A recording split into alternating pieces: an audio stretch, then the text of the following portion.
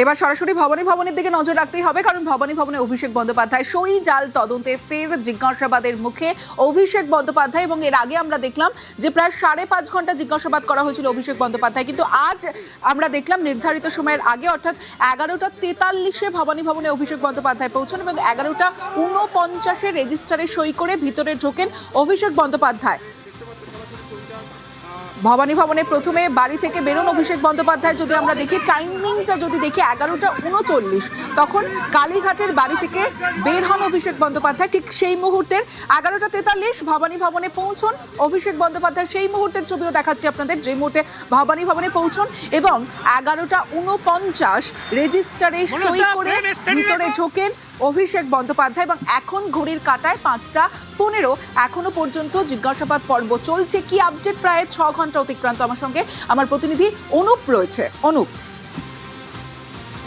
ইতিমধ্যেই যে জিজ্ঞাসাবাদ করা হচ্ছে অভিষেক বন্দ্যোপাধ্যায়কে, দীর্ঘ কয়েক ঘন্টা অপেক্ষা এখনো পর্যন্ত জিজ্ঞাসাবাদ যেমন চলছে, তার কারণ এই বিধানসভায় সই জালিয়াতি যে মামলা কাণ্ডে ইতিমধ্যে তাকে গত বৃহস্পতিবার পরে আজকে তাকে তলব করা হয়েছিল এবং সেক্ষেত্রে লক্ষ্য করা যায় যে গত বৃহস্পতিবার একাধিক বিষয় নিয়ে জিজ্ঞাসাবাদে কিন্তু সিআইডি আধিকারিক তারা সন্তুষ্ট ছিলেন না।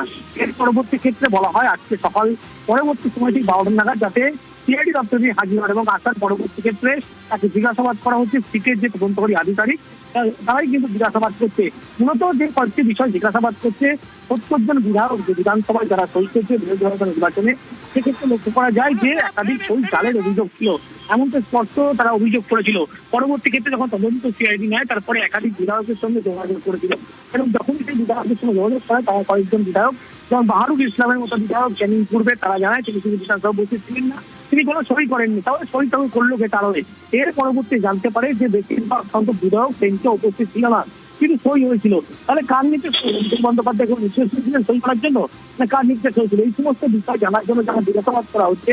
অন্যদিকে এখনো পর্যন্ত যে বলা হচ্ছে যে গোটা যে ঘটনা ঘটেছিল, সেই পরিস্থিতিতে কিন্তু লক্ষ্য করা যায় যে সিআইডির পক্ষ থেকে দেখা হচ্ছিল যে অফিসে তল্লাশি করা হয়েছিল এবং সেক্ষেত্রে লক্ষ্য করা যায় যে একাধিক তথ্য সেখানে অমিল ছিল এবং আজকে সিআইডির পক্ষ থেকে এই কারণে তাকে কিন্তু কয়েক ঘন্টা অতিক্রান্ত জিজ্ঞাসাবাদ করা হচ্ছে এবং তার এখানে ভূমিকা ছিল। এছাড়া অন্যান্য বিধায়কদের সমস্ত বয়ান নেওয়া হয়েছিল। একটা বিষয় তো জানতে চাইবো যে সিআইডির প্রশ্নবাণে অভিষেক বন্দ্যোপাধ্যায় কোন কোন প্রশ্নের সম্মুখীন হচ্ছে অভিষেক বন্দ্যোপাধ্যায়কে?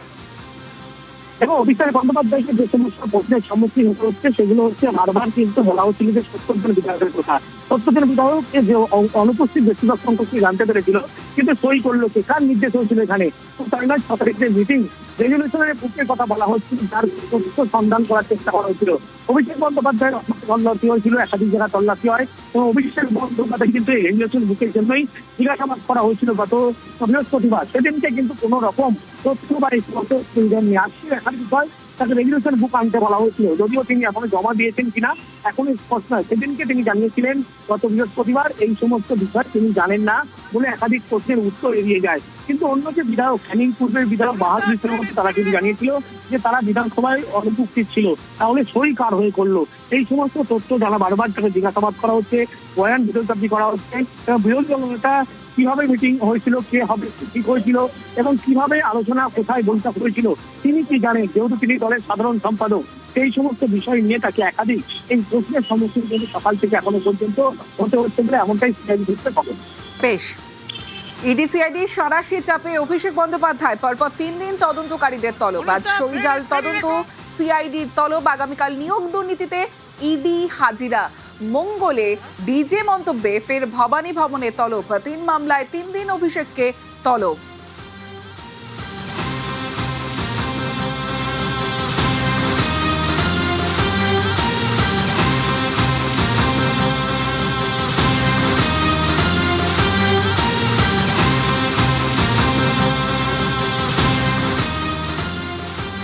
একদিকে অভিষেক বন্দ্যোপাধ্যায়কে তলব, অন্যদিকে কুণাল ঘোষকে। অভিষেক বন্দ্যোপাধ্যায় কুণাল ঘোষকে কি মুখোমুখি জিজ্ঞাসাবাদ করতে পারেন তদন্তকারীরা? ভবানী ভবনে সিআইডির মুখোমুখি কুণাল ঘোষ। সই জাল তদন্তে কুণাল ঘোষকে জিজ্ঞাসাবাদ আমরা দেখেছিলাম। কুণাল ঘোষের বাড়িতেও গিয়েছিলেন সিআইডি আধিকারিকরা। এর আগে আমরা দেখেছিলাম আজই সই জাল তদন্তে অভিষেক বন্দ্যোপাধ্যায়কেও জিজ্ঞাসাবাদ সিআইডির। আর এখানেই প্রশ্ন যে অভিষেক বন্দ্যোপাধ্যায় আর কুণাল ঘোষকে মুখোমুখি কি জিজ্ঞাসাবাদ করবেন তদন্তকারীরা? ভবানী ভবনে সিআইডির মুখোমুখি কুণাল ঘোষ। সই জাল তদন্তে কুণাল ঘোষকেও জিজ্ঞাসাবাদ সিআইডি আধিকারিকদের। অমিত রয়েছে। অমিত, কতটা সম্ভাবনা রয়েছে? দেখো, এই মুহূর্তে দুজনকে আলাদা আলাদা ভাবে জিজ্ঞাসাবাদ করা হচ্ছে। সইজাল মামলাতে আমরা দেখেছি সকাল বেলা 12টার পর থেকে অভিষেক বন্দ্যোপাধ্যায়কে জিজ্ঞাসাবাদ করছেন তদন্তকারী অফিসারেরা। অন্যদিকে বিকেল 3:30 নাগাদ কুণাল ঘোষ তিনি হাজিরা দিয়েছেন। কুণাল ঘোষকে আলাদাভাবে জিজ্ঞাসাবাদ করা হচ্ছে।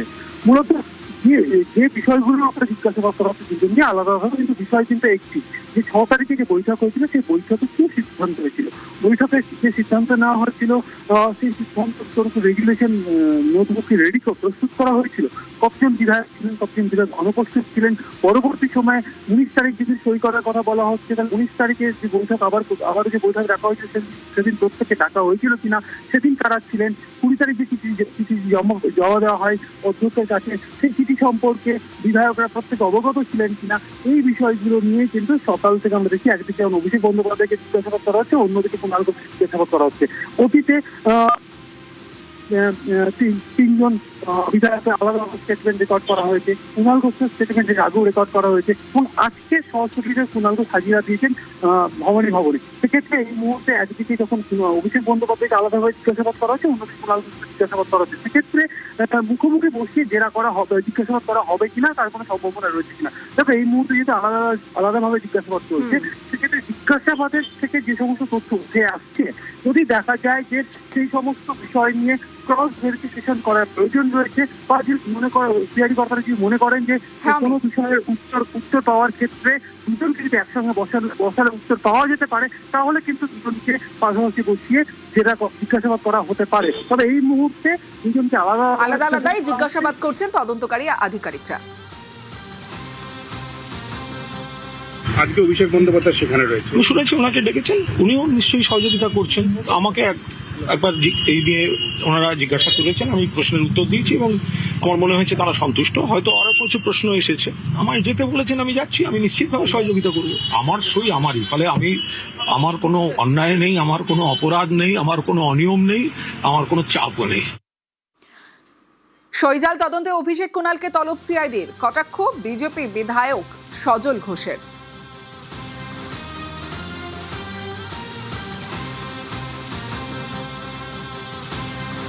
আরো কাছাকাছি, আরো কাছে এসো। কুণাল ঘোষ অভিষেক দুজনেই ফেসবুক করতে ভালোবাসে, এখন ওরা ফেস টু ফেস কথা বলবে, দেখি কি বেরোয়। হ্যাঁ, কাল চুলোচুলি করেছে, আজ ফেস টু ফেস করবে।